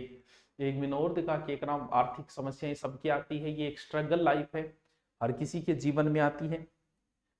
इस समय कुछ स्टूडेंटों की इतनी हालत हो जाती है कि उन्हें 8-10 रुपये करके अन्नपूर्णा में भी खा के आना पड़ता है। तो ये स्ट्रगल लाइफ है, हर किसी के जीवन में आता है। सोने की चम्मच लेके अगर आप पैदा हुआ होते तो राजस्थान पुलिस की तैयारी थोड़ी करते। आपके आपके पिताजी कोई एमएलए एमपी तो है नहीं, आप तो किसान वर्ग से हो, तो आपको तैयारी करनी पड़ेगी और हर व्यक्ति को स्ट्रगल देखना ही पड़ता है, भले हम हो, भले आप हो और भले कोई और हो। फर्क इतना है कि जब आप सक्सेस हो जाओगे तब वो कहानियां किसी को बताने लायक होगी कि मैंने ये देखा और ये स्ट्रगल देखा और वो देखा और वो देखा और माचा के दाउन को नीर में मां कर नीचे पड़ जाए तो पढ़ तो रहे। ए बात आप बाद में, वो कब होगी जब आप स्ट्रगल करके और कुछ बन जाओगे, वरना इन बातों को कभी कोई नहीं सुनेगा, किसी के पास समय नहीं है। कई बार कौन सुनेगा, बोल मेरे दिमाग तो वो तो मैं पढ़ लियो तो पढ़ लिया, दिमाग को इनके काम में लियो तो वो बिना मतलब ये अनयूज्ड ब्रेन बना लियो। गौरी शंकर ओझा, कौन? गौरी शंकर हीरानंद ओझा कहते हैं कि बप्पा रावल का वास्तविक नाम जो था वो क्या था? कालभोज था। ओझा के अनुसार बप्पा रावल या कालभोज वैसे एक ही है, कहते हैं कि इनका, जबकि और इतिहासकार कहते हैं कि बप्पा इनकी उपाधि है। जो भी हो, अपने को एक ही ध्यान रखना, बप्पा रावल या कालभोज एक ही है, क्योंकि वीर विनोद श्यामलदास जो है ना वो इनकी उपाधि बताते हैं कि बप्पा रावल जो है राजा का नाम नहीं है, ये एक उपाधि है। वीर विनोद के लेखक श्यामलदास। सीवी वैद्य कहते हैं कि बप्पा रावल ने कुछ लोगों को, यानी यहां से विदेशी आक्रमणकारियों को रोक के इधर खदेड़ दिया था, इसीलिए सीवी वैद्य ने बप्पा रावल की तुलना की है किससे? चार्ल्स मार्टिन से। किससे? Charles Martin. वाह जी वाह जी, बहुत बात है बप्पा रावल। तो शॉर्ट में लिंक में दोबारा दिखाती हूँ, क्योंकि चार्ल्स मार्टिन भी कहते हैं कि एक फ्रांसीसी था सेनापति जिसने यूरोप में सर्वप्रथम मुसलमानों को परास्त किया था, इसीलिए इसे बप्पा रावल की तुलना उसी के साथ की जाती है। गुरुजी ये थे तो बहुत कर दियो, दोबारा बताओ बप्पा रावल, दोबारा लिख तो तू शॉर्ट में लिख, ये लिखनी जरूरी है। के चीज बताई, देखो सीधी सीधी हेडिंग डाल बप्पा रावल, फिर डाल ले कालभोज, शॉर्ट में, एकदम शॉर्ट में। डिटेल तो किताब को भरी पड़ी है। के बाद 734 ईस्वी में किस पर अधिकार किया? चित्तौड़ पर। भाई साहब ने राजधानी किसको बनाई? पहली राजधानी है नागदा, तो राजधानी किसको बनाई? नागदा। नागदा के जस्ट नजदीक है कैलाशपुरी, जहां पर बप्पा रावल ने एकलिंगनाथ जी का मंदिर बनवाया। एकलिंगनाथ जी मंदिर। सीवी वैद्य ने इन्हें चार्ल्स मार्टिन कहा। सीवी वैद्य ने चार्ल्स मार्टिन कहा। Charles Martin. बस बप्पा रावल के बारे में ज्यादा बात तो है क्यों, रीति तो बात है, रीति बात लिखना जोर आ रही होगी, एकदम शॉर्टकट, एकदम शॉर्टकट। कुछ कहते हैं उपाधि कुछ है, वो बात है, कोई प्रसंग विशेष है नहीं, ये तो याद कर ही लियोगा। अब बताओ क्या कह रहे हैं लैब असिस्टेंट में, क्या कह रहे हैं सर? वीडियो में आपकी हिंदी करवा देना, और वो उन मास्टरों को नमन जो हमें बातें करने में कूट देते थे, लेकिन जब दो कन्याएं बातें करती थी तो बड़े प्यार से कहते थे बातें हो रही है, हमें भी बताओ। अच्छा कौन सा मास्टर आदेशा जी? सुना है आजकल वो मास्टर नहीं बन गई, मेरे नाम के लड़कों को बिना मतलब पीटती है। धन्यवाद गुरुजी आपकी वाणी सुनकर। चलो आगे चले, तो हेडिंग डाल ली पहले, बप्पा रावल इतनी बातें लिखी है दसियों, बाकी बप्पा रावल की और भी बातें, हमें इतनी मतलब इतनी लिखी है, तो ये लो आगे चलते हैं। बप्पा रावल के बाद में इन्होंने सीधा दूसरा जो शासक दिया है, बप्पा रावल के बाद में सीधा दूसरा शासक जो इन्होंने दिया है वो दिया है जेतर सिंह, जो अलहट अल्लू रावल सबको गायब कर दिया। सीधा जेतर सिंह दिया 1213 से 1253। चलिए चलते हैं। कौन है? जेतर सिंह। देखो जेतर सिंह ने चित्तौड़ को परमारों से छीनकर अपनी राजधानी बनाई, ऐसा कहते हैं। यानी जेतर सिंह ने राजधानी किसको बनाई? चित्तौड़गढ़, परमारों से छीनकर। इसने किसको बनाई? नागदा को। क्या याद रखोगा? एक अलहट है जिसने राजधानी आहड़ को बनाई, तो अलहट आलू आहड़, तीन राजधानियां चेंज होगी, अलहड़ आहड़, याद रह जाएगी आहड़ आलू रावल। जेतर सिंह के ऊपर दो मात्रा है, चित्तौड़ के ऊपर दो मात्रा है, ये याद रखियो कि जेतर सिंह ने राजधानी किसको बनाई? चित्तौड़ को बनाई। बाद में जेतर सिंह का एक युद्ध भी हुआ 1227, राजस्थान अध्ययन की किताब में 1227 दिया, जबकि ये कन्फर्म डेट नहीं है 1222 से 27 के बीच में कभी हुआ होगा। कौन सा युद्ध? भूताला का युद्ध। बाकी राजस्थान अध्ययन ने 27 दिया, तो आप 27 ही याद करना आज के बाद में। किसके साथ हुआ जेतर सिंह का? इल्तुतमिश के साथ। इल्तुतमिश फेमस है, थोड़ा सा याद कर लेना। इसमें जेतर सिंह की वैसे क्या हुई थी? विजय हुई थी, इल्तुतमिश की हार हुई थी। इसकी जानकारी सर कहां से मिली? जय सिंह सूरी के हमीर मद मर्दन से मिली है। अभी इसकी जानकारी हमीर मद मर्दन ग्रंथ से इस चीज की जानकारी मिली है। भूताला का युद्ध, भूताला के जेतर सिंह की ओझा ने बड़ी प्रशंसा की है, दिल खोल के प्रशंसा की है, प्रशंसा में कमी नहीं छोड़ी कि दिल्ली के गुलाम वंशों में, दिल्ली गुलाम वंश चल रहा है, सुल्तानों के समय मेवाड़ के राजाओं में सबसे प्रतापी राजा अगर कोई हुआ है तो वो जेतर सिंह थे। और ऐसा भी कहा जाता है कि जेतर सिंह का समय मध्यकालीन मेवाड़ का गोल्डन पीरियड था, स्वर्ण काल था। वाह जी वाह। अब बताओ जेतर सिंह, हेडिंग डालो जेतर सिंह। 4 बातें जो है आपके राजस्थान अध्ययन में चारों लिखो। क्या बात है गुरु जी? ले दोबारा हेडिंग डाल जेतर सिंह। बस 4 बातें लिख ले। राजधानी चित्तौड़, परमाणु से छीन के राजधानी बनाई चित्तौड़। बस हेडिंग डाल दे भूताला का युद्ध, भूताला का युद्ध 1227। किस किस के बीच में? जेतर सिंह वर्सेस इल्तुतमिश। इल्तुतमिश। साथ साथ में नोट्स बनवा रही हूं, रिपीट मारता जाइए। लास्ट टाइम में जाओ नहीं, गाड़ी में बैठे बैठे बैठे बैठे बैठे हमें रिपीट मार के आग लगा दी पेपर के जाग। ठीक है। और इसकी जानकारी हमें जय सिंह सूरी के हमीर मद मर्दन से मिलती है। जानकारी हमीर मद मर्दन, हमीर मद मर्दन किसका? जय सिंह सूरी का। यो लोटावरो के कौन पल्ले पड़े सारे में नाम दो। लिखो जल्दी जल्दी। लिखे जो खत तुझको है तेरी। सर मैंने फर्स्ट ग्रेड का प्रथम पेपर का कोर्स ले रखा है। रीट मैन के लिए राजस्थान का जीके अलग से पढ़ना पड़ेगा ना। फर्स्ट मैन जो तुमने ले रखा है तो मैं राजस्थान जीके पूरा ही उसमें अपलोड करवाते, न कि टुकड़ों में करवाते।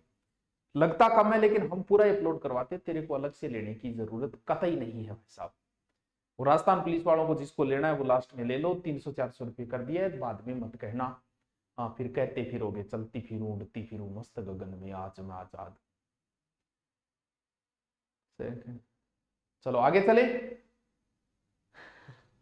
लिए रे बेटी का के लिया और के नहीं लिया। हर क्लास आन लाग रही है, कठू आओ नहीं थोड़ा कि नहीं लगा दो कि नहीं चालू कर दो। चलो करें शुरू, आगे चले। चलो नेक्स्ट शासक दिया है रतन सिंह, यानी गुहिल वंश में कई शासक में 15-20 हुए, लेकिन राजस्थान अध्ययन में सिर्फ 3 ही शासक दिए, बप्पा रावल, जेतर सिंह और रतन सिंह। 1302 से 1303 ओनली, इतना ही समय दिया है। अब रतन सिंह के बारे में कौन नहीं जानता है? पद्मनी वाली कहानी सब जानते हैं, क्योंकि वो कहानी कहां से उठाई गई है? वो पद्मावत से उठाई गई है, जो 1540 में लिखा था मलिक मोहम्मद जायसी। ये सूफी काव्य धारा का था मलिक मोहम्मद जायसी, जिसमें से पद्मनी की कहानी उठाई गई। अलाउद्दीन का आक्रमण हर कोई जानता है। आजकल तो जो प्रमोशन हो के जो कोरोना के अंदर 10वीं पास किए 12वीं पास किए वो भी इस कहानी को जानते हैं कि पद्मनी को प्राप्त करने के लिए आक्रमण किया वगैरह। जबकि दशरथ शर्मा जो है इस मत को मान्यता प्रदान करते हैं। दशरथ शर्मा का एकदम सही बात है, शर्मा जी ठीक है, तुम्हें मान लेंगे सही बात है। दशरथ शर्मा सही मानते हैं इस कहानी को। किसको? पद्मनी वाली कहानी को। और फिर वो ही बात सबको पता है, रतन सिंह के नेतृत्व में केसरिया हुआ और पद्मनी के नेतृत्व में 1600 रानियों ने जोहर किया। देखो वो कहानी अगर मैं बताऊं 1 घंटा पूरा लग जाएगा। वो इंटरेस्टिंग तरीके से बना के रही है, वो पालकियां आ रही है, रानियां आ रही है, सारी चीजें मुंह देखा रही है। वो क्या करोगे, सबको पता है, वो तो ऑफलाइन बताई जाती है। यहाँ सिर्फ उतनी चर्चा कर लेते हैं जितनी एग्जाम, क्योंकि 20 दिन बाद तुम्हारी एग्जाम है? और ऐसा कहते हैं कि अलाउद्दीन का जब आक्रमण हुआ तो उसके साथ में इतिहासकार आया था अमीर खुसरो। ये बात भी लिखी, बस जितनी बात 10वीं किताब में उससे एक्स्ट्रा एक बात भी नहीं बता रहा, सिर्फ वही बता रहा हूं। इसका ग्रंथ है खजाइनुल फुतूह है, खजाइनुल फुतूह है। किताब का नाम याद हो जो, काचा बादाम पाका बादाम, नाम याद करो, खजाइनुल फुतूह, खजाइनुल फुतूह है। ऊंट ऊंचो ऊंट की पूंछ ऊंची, 5 बार शुद्ध बोल के दिखा दे भाई, बात है। वो दोनों नाम है, खजाइनुल फुतूह है, खजाइनुल फुतूह। अमीर खुसरो की पुस्तक है खजाइनुल फुतूह है। वोटियां 12 लाग रही है पूरा, खजाइनुल फुतूह है। एक बोलो दखानी खजाइनुल फुतूह है। अमीर खुसरो की पुस्तक में भी इसका जिक्र किया है, इस आक्रमण का जिक्र किया। बोलो जल्दी सी खजाइनुल। सर बता दो सर, आज आपने राजस्थान हिस्ट्री की क्लास ली थी क्या ऐप में? आज और कल क्लास नहीं आएगी ऐप में। दिव्या जाटोलिया राजस्थान की सोमवार को आएगी सारी क्लासें जो लाइव ऑन जीके बेंच की, वो सारी क्लासें बंद थी। क्यों? क्योंकि 2 दिन तक सभी बच्चों को एक जगह करके क्लास लगा दी, इसलिए। नहीं 10वीं बुक की कौन लेनी, मैं करा रही हूँ, वो पढ़ ले। खजाइनुल गुत्तू है सर, पद्मनी प्रथम पति क्या नाम था? प्रथम पति एक ही और रतन सिंह, वो तूने कठू ले गया है बेटिया बाप है, बोलो ठीक हो। खजाइनुल गुत्तू है विषय नाम है। देखो, अलाउद्दीन ने चित्तौड़ दुर्ग को जीता और जीत के इसका नाम कर दिया, अपने पुत्र खिजर खां को सौंप दिया, खिजर खां को सौंप के इसका नाम कर दिया खिजराबाद। बस इतनी बातें लिखी गई है। और गुहिल वंश का अंतिम शासक ये भी लिखी गई है।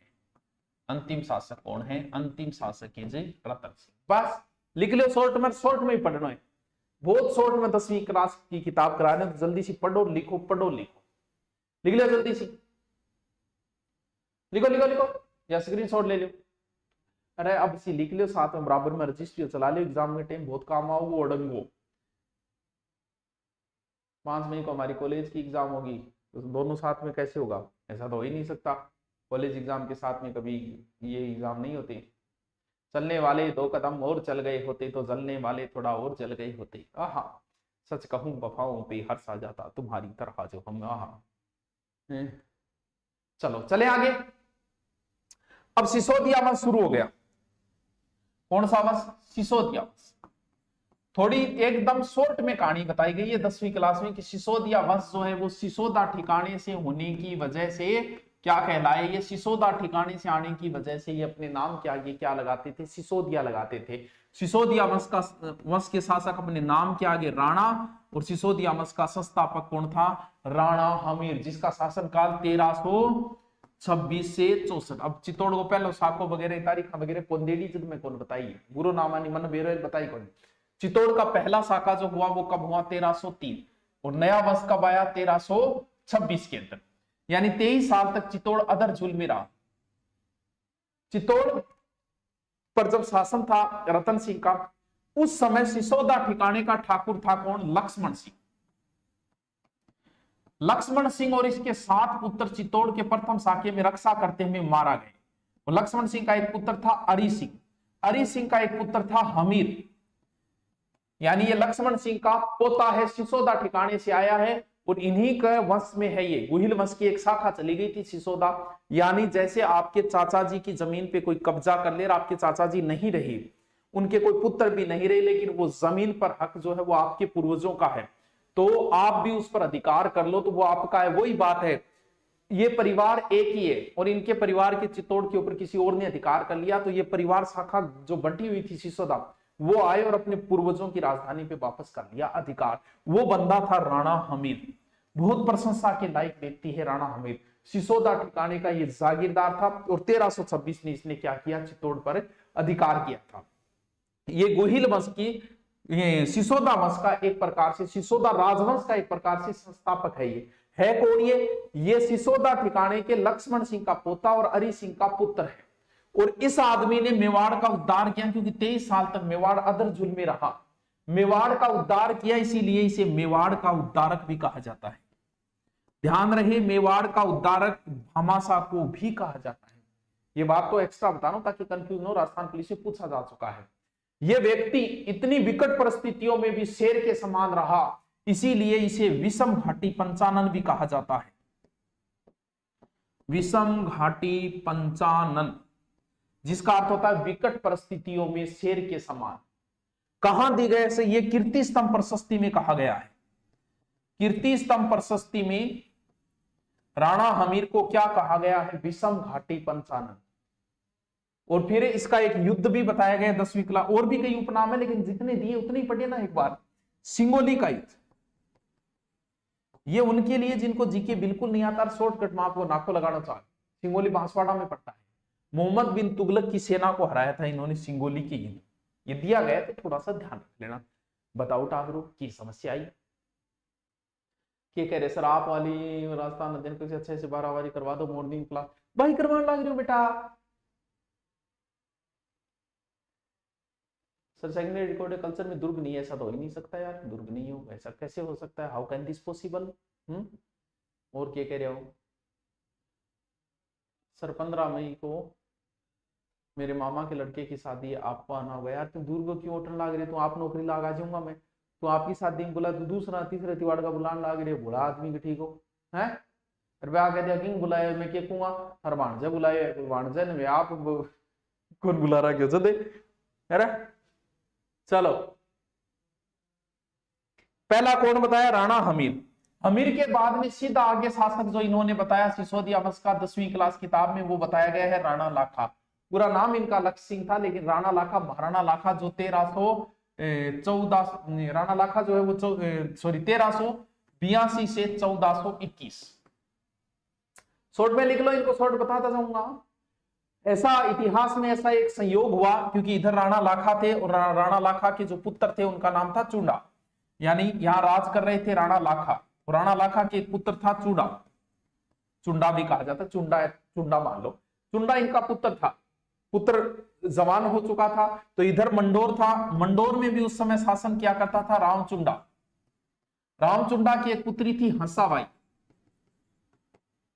हंसाबाई का नारेल आया चुंडा के लिए, लेकिन किसी वजह से मिसअंडरस्टैंडिंग या जो भी कहानी बनी, वो कहानियां बहुत है, 2-3 प्रकार की कहानियां, लेकिन सीधा ही बता देते हैं। मिसअंडरस्टैंडिंग की वजह से हंसाबाई का विवाह हुआ लाखा के साथ, ऐसा इतिहास में भी हुआ। तो हुआ क्या कि हंसाबाई का भाई रणमल ने एक शर्त रख दी, क्योंकि उस समय लाखा तो बुजुर्ग थे, 62 साल के लमसम थे, और रिश्ता आया किसी और के लिए था, हो कहीं और गया, खुजली कहीं है और खाज कहीं आ रही है, वही बात है, तो हो कहीं और गया। तब इन्होंने शर्त रख दी कि हंसाबाई के जो पुत्र होगा वही भावी क्या बनेगा, मेवाड़ का राणा बनेगा। कौन? मोकल। लेकिन भावी राणा तो नियम के हिसाब से चुंडा का हक था मेवाड़ की राजगद्दी पे, वो बात लिखी गई है, बल्कि की शॉर्ट में गई है, इन्होंने चुंडा का अधिकार था। तो चुंडा ने एक प्रतिज्ञा ली कि मैं और मेरे वंशजों में से कभी भी कोई मेवाड़ की राजगद्दी पर नहीं बैठेगा। ऐसी प्रतिज्ञा इतिहास में महाभारत में भीष्म पितामह ने ली थी, इसीलिए चुंडा को भीष्म पितामह कहा जाता है। इतिहास में चुंडा के वंश चुंडावत कहलाई।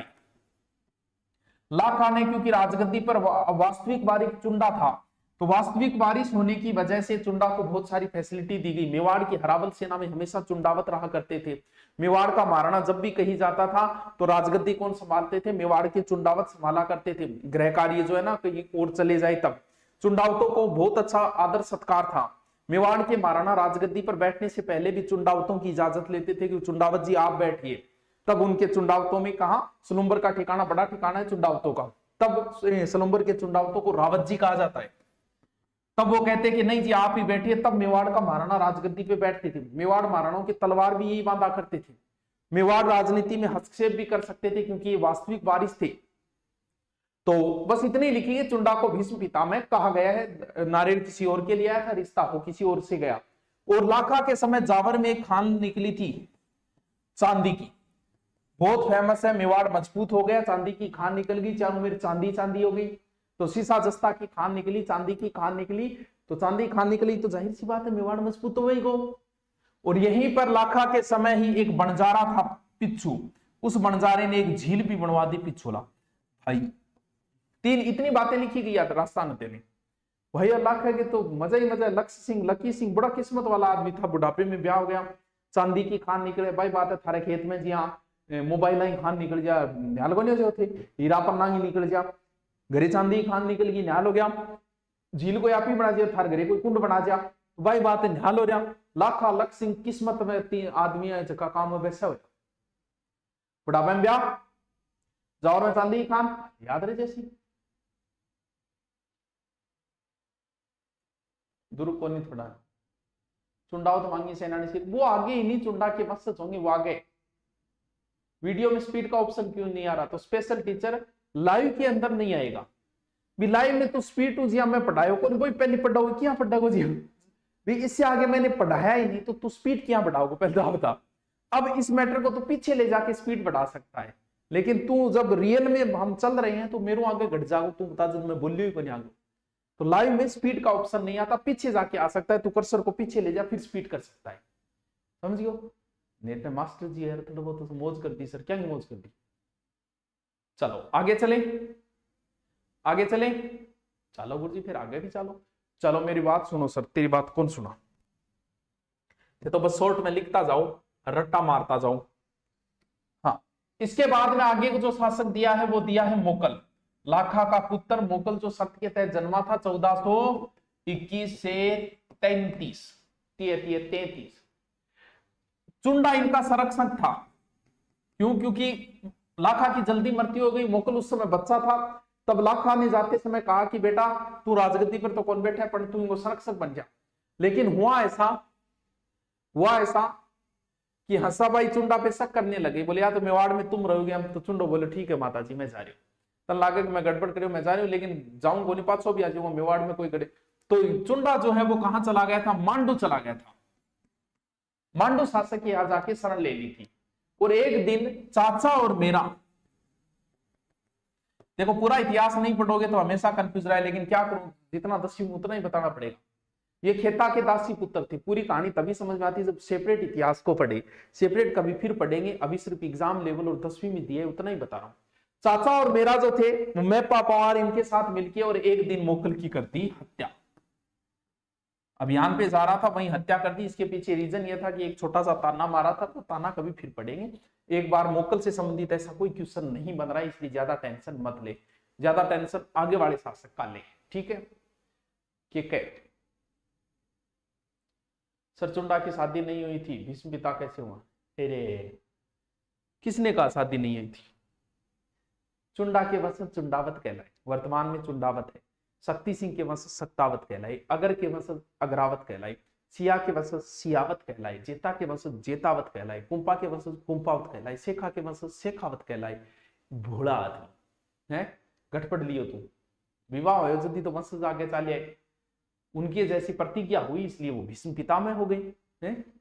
ये तो हमने तुलना की है उनके साथ, क्योंकि ये राजगद्दी के प्रति हमेशा ईमानदार रहे थे जैसे भीष्म पितामह रहे थे, और इनके वंशज भी हमेशा ईमानदार रहे मेवाड़ राजगद्दी के प्रति, ठीक है। बड़ा आदमी चला, कुर्सी जुकाम लाग रही है, बिल्कुल ही कौन लाग रही है। नेक्स्ट जो शासक है वो है मेरे बच्चे राणा कुंभा, और इनका प्रश्न तो हमेशा आता ही आता है। राणा कुंभा का प्रश्न तो फिक्स ही मान के चलो एग्जाम में, और 10वीं क्लास किताब में बहुत सारी चीजें दी है राणा कुंभा से संबंधित। देखो चलो, मेवाड़ के नए राणा कौन बन गए? कुंभा। कुंभा के पूरे जीवन को कई पार्टों में बांट सकते हैं। कुंभा की समस्याएं 10वीं क्लास में नहीं दी, हम नहीं पढ़ेंगे। फिर कुंभा की आती है उपाधियां, 10वीं की क्लास में दी है, हम पढ़ेंगे। फिर आते हैं कुंभा के युद्ध, 10वीं क्लास में दिया है, हम पढ़ेंगे। फिर आता है कुंभा का निर्माण कार्य, 10वीं की क्लास में दिया है तो हम पढ़ेंगे। सारी चीजें आप देखो। कुंभा के सबसे पहले हम देखें कुंभा की उपाधियां। अब भाई कुंभा की इतनी उपाधियां थी, कितनी की याद करोगा? लो करो, 10वीं क्लास में तेरा 8-10 तो राणो रासो, हाल गुरु, दान गुरु, चाप गुरु, छाप गुरु, छाप गुरु, राजगुरु, सेल गुरु, परम गुरु, और नव्य भारत कीर्ति स्तंभ प्रशस्ति में कैड है, और हो गयो हिंदू सुल्तान, और हो गयो संगीत से संबंधित होने की वजह से एक उपाधि और है राणो रासो, अभिनव भट्टाचार्य, अभिनव भट्टाचार्य लो कर ले यार। राणो रासो, अभिनव भट्टाचार्य, हिंदू सुल्तान, हाल गुरु, दान गुरु, चाप गुरु, छाप गुरु, राजगुरु, सेल गुरु, परम गुरु, रट्टा मारो यहाँ करके राग लो। एक पूछे को उपाधि से बता दियो जो किताब में दे दी है। अरे हिंदू सुल्तान, अभिनव भट्टाचार्य, नव्य भारत, हाल गुरु, दान गुरु, चाप गुरु, छाप गुरु, राजगुरु, सेल गुरु, परम गुरु, हो गए पूरा। आई लव यू जान, वो किन बोलने लग रही बेटी है। हिंदू पंथ ये नहीं है, हिंदू पंथ सांगो है घोड़ा। मैथ पढ़ा सकता हूँ मेरे कमजोर। अरे यार मैथ को के करा तो बेटा, मैथ का मार्कन 4 मास्टर ऑलरेडी। बताओ बताओ बताओ, जिस दिल में बसा था तेरा नाम हमने वो तोड़ दिया, होने दिया तुझे बदनाम, बस तेरे नाम लेना छोड़ दिया। ये पढ़ ले, याद हो गए? चलो आगे ना, रख दे आयो बस 5 मिनट में। कुंभा के समय, अब कुंभा के देखने क्या युद्ध, कुंभा के युद्ध भी तो दे रखे। कुंभा के समय मालवा का शासक था महमूद खिलजी, महमूद खिलजी। कुंभा और मालवा शासक के मध्य एक युद्ध हुआ जिसे बोलते हैं सारंगपुर युद्ध। कद हुआ 1437। इसी युद्ध की विजय के उपलक्ष्य में कुंभा ने क्या बनवाई थी, विजय स्तंभ, जिस पर अत्रि और महेश ने कीर्ति स्तंभ प्रशस्ति लिखी थी। बस इतना ही लिखा है, एक बार इतने पढ़े। विजय स्तंभ, कीर्ति स्तंभ, पूरी दुर्गों के अंदर वीडियो पढ़े मेरे, वहां करवा रखी है। इसी पे, इसी विजय के उपलक्ष्य विजय स्तंभ, कुंभा ने कीर्ति स्तंभ का निर्माण करा, ऐसा लिखा है किताब में। कुंभा ने कीर्ति स्तंभ का निर्माण करा, जबकि विजय स्तंभ विजय के उपलक्ष्य ज्यादा याद रह जाए, कौन सी, सारंगपुर विजय के उपलक्ष्य में। अब कुंभा ने मारवाड़ से मंडोर को भी छीन लिया था, बाद में 1453 संधि के तहत वापस दे दिया। कुंभा के समय गुजरात का शासक था कुतुबुद्दीन शाह। कौन है, कुतुबुद्दीन शाह। ए दोनों नीचे ही नीचे आपस में मिल्या, गठे मिल्या चंपानेर में। दोनों मिलके रोया, बोले यार कुंभ वो तकड़ो आ रहे हो यार, अपन दोनों देख देखिए हमारा लाग रहे। तो दोनों के बीच में चंपानेर में संधि हुई कुतुबुद्दीन और महमूद खिलजी के मते, जिसे संधि को कहा जाता है चंपानेर संधि 1456। इस संधि के तहत यह तय हुआ कि इधर वाली साइड से तुम आक्रमण करोगे, इधर वाली साइड से मैं करूंगा, लेकिन कुंभ जिया तिया करके आगे बीच में फूट डलवा दी।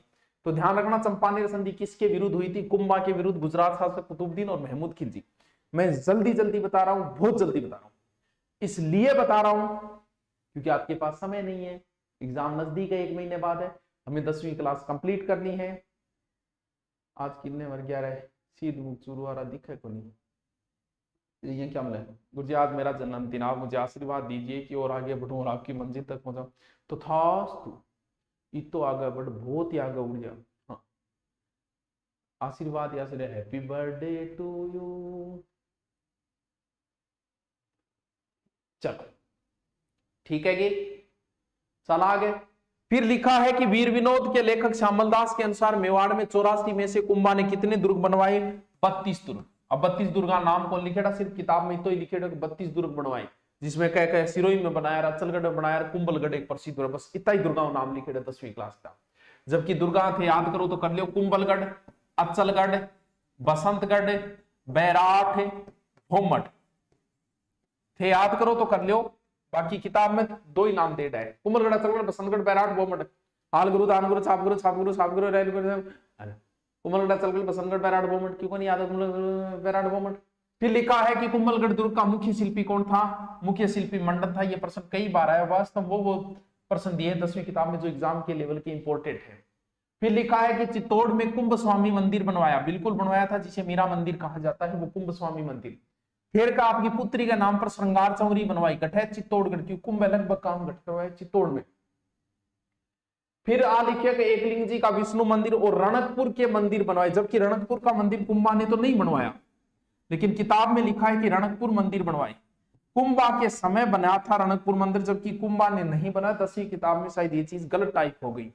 कुंभा के समय बना है रणकपुर मंदिर, पाली में मथाई नदी धरणकसा नामक जैन व्यापारी ने बनवाया था, धरना और रत्ना, लेकिन 10वीं क्लास में लिखा है कि कुंभा ने बनवाया। और फिर कुंभा के समय ग्रंथ है एकलिंग महात्म्य। एकलिंग महात्म्य किसने लिखा, कान्हा व्यास। कुंभा बहुत इंपॉर्टेंट है, अभी शॉर्ट में लिखता जाओ थे। हाँ, और भी बहुत सारे ग्रंथ है कुंभा के ग्रंथों को, उपनिषद, व्याकरण, राजनीति, बहुत सारे ग्रंथ हैं। संगीत राज, संगीत मीमांसा, संगीत सुधा, सूड़ प्रबंध, बिल्कुल ये भी लिख रखी है। मैं कुंभा फास्टली रिपीट मारूंगा दोबारा, देखो। फिर कुंभा ने लिखी संगीत राज, 5 भाग है ना, संगीत राज, संगीत मीमांसा, सूड़ प्रबंध, कामराज रतिसार, काम शास्त्र संबंधी, संगीत राज, संगीत मीमांसा, संगीत सुधा, सूड़ प्रबंध, कामराज रतिसार, कुंभा आ गए।